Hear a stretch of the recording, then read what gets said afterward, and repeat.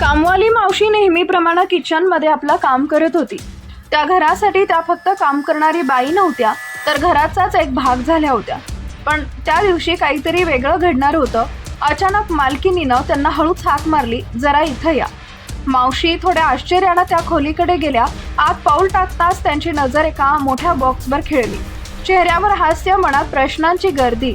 हे काय आहे? माझ्यासाठी आहे का? हात थरथरत होते.